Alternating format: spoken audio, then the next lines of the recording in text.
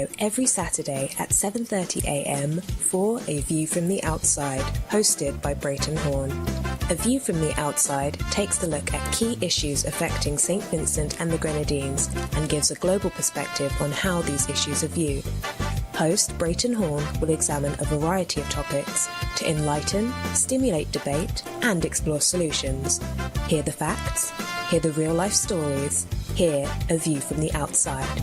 Join Brereton Horne at 7:30 a.m. every Saturday on NiceRadio for A View from the Outside. Right. Yes, Justin, on A View from the Outside this week being the 24th of March 2018, we look at fallacy. Fallacy,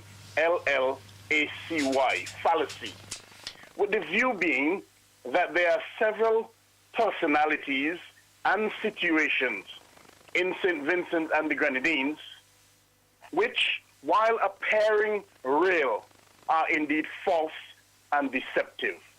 They are a fallacy. This week's view is inspired by a statement made by Justin Douglas at the end of last week's A View from the Outside. He, Justin, stated that we, meaning Vincentians, are living a fallacy. This was said in the context of the current regime in St. Vincent and the Grenadines continually degrading and berating Vincentians who protest against the injustice and other issues taking place in the country, while they themselves came to power by protest.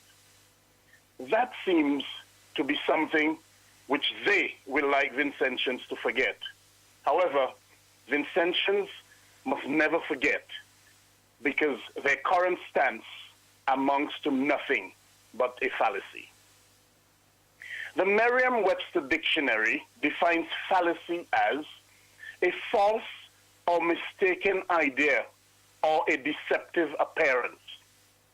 And the Cambridge Dictionary says that a fallacy is an idea that a lot of people think is true, but is in fact false.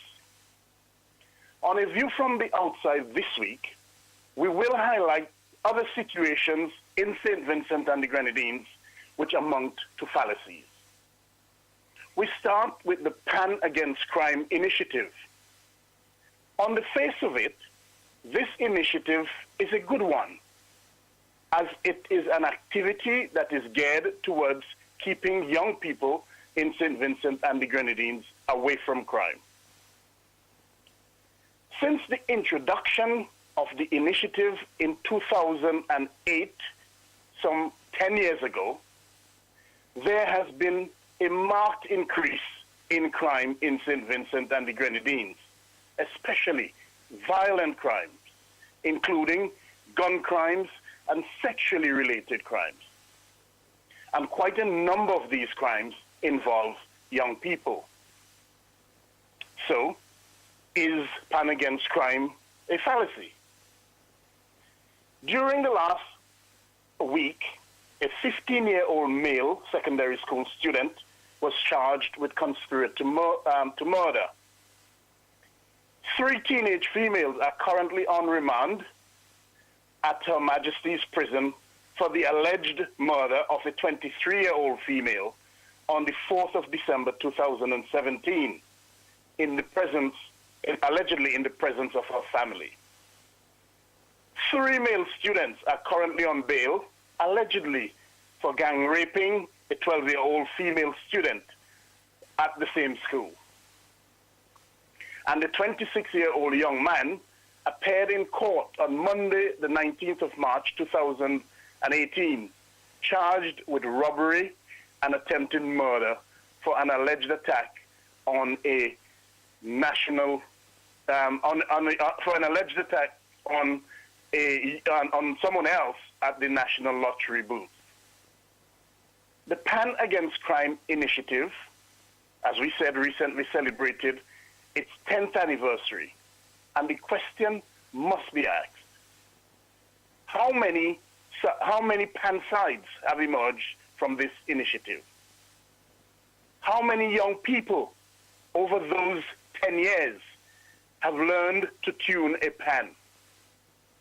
How many have learned to make their own pan? And we ask those questions bearing in mind that crime continues to increase unabated. So the evidence is there. And we on a view from the outside say, that the Pan Against Crime initiative is nothing but a fallacy. We now turn our attention to the country's electoral system. The current regime and those in charge of conducting elections in St. Vincent and the Grenadines tell us that our elections are conducted in a manner that is free and fair. Yet, it is some 2+ years since the 9th of December 2015 general elections in St. Vincent and the Grenadines, and there remain unresolved issues pertaining to the legitimacy of those elections. The evidence shows that those elections in St. Vincent and the Grenadines were conducted in a free and fair manner is nothing but a fallacy. On the evidence that is in the public domain, the ballots used in the 2015 general elections are erroneous. They created the impression to the voter that they were voting on an official document that met the criteria as outlined by the Representation of the People Act. That, in fact, was not the case. A fallacy exists in that the ballots had a false or deceptive appearance. The ballots used in the 2015 general elections in the Central Leeward constituency, and it is believed in the entire general elections throughout the country, were designed in a manner where the top portion of the ballot, where the space for the initials for the presiding officer should be, and the official mark provided by the Representation of the People Act were absent.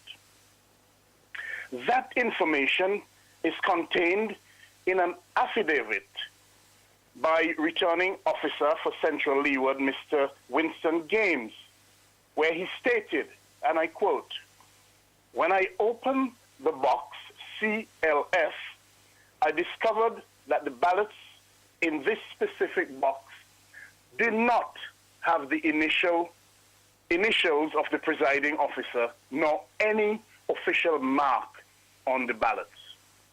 Mr. Games' statement clearly indicates that there is some merit to any claim or allegation that there were irregularities in the conduct of the elections in Central Leeward and possibly throughout the entire elections in St. Vincent and the Grenadines.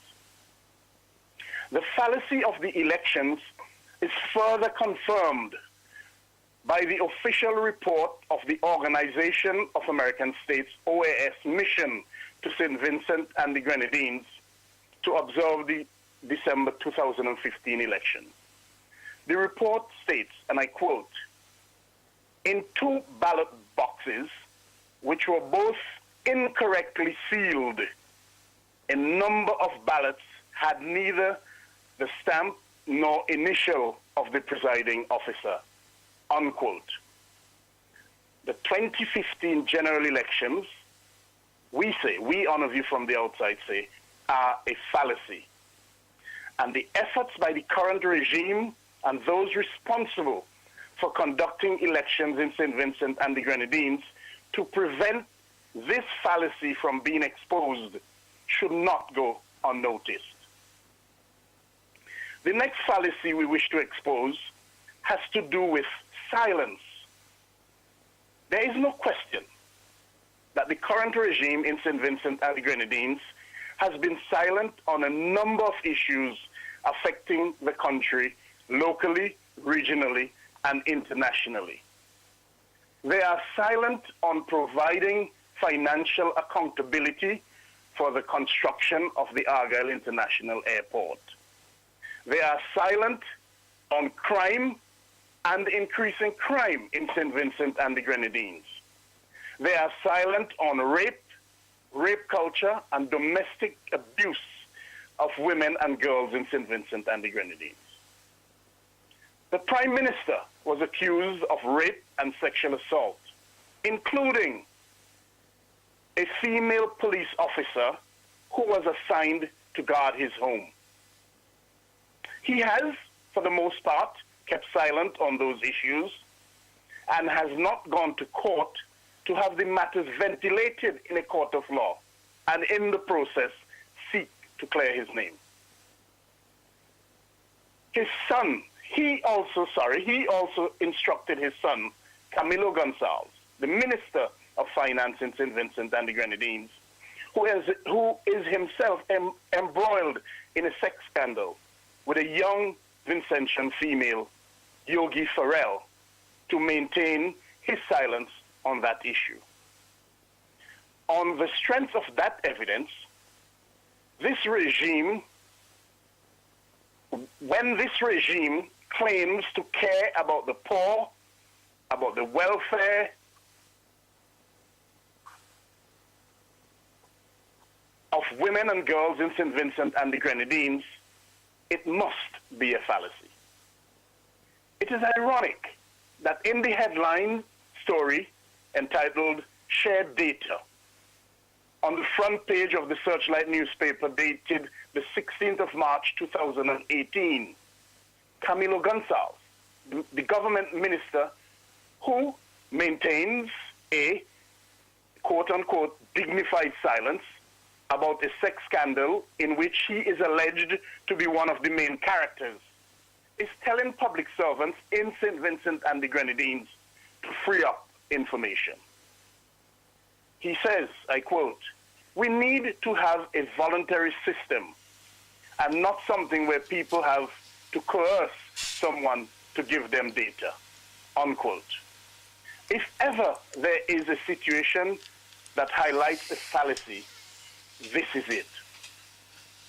For years, the parliamentary opposition and other groups in St. Vincent and the Grenadines have been calling for freedom of information, for a Freedom of Information Act to be legislated in Parliament.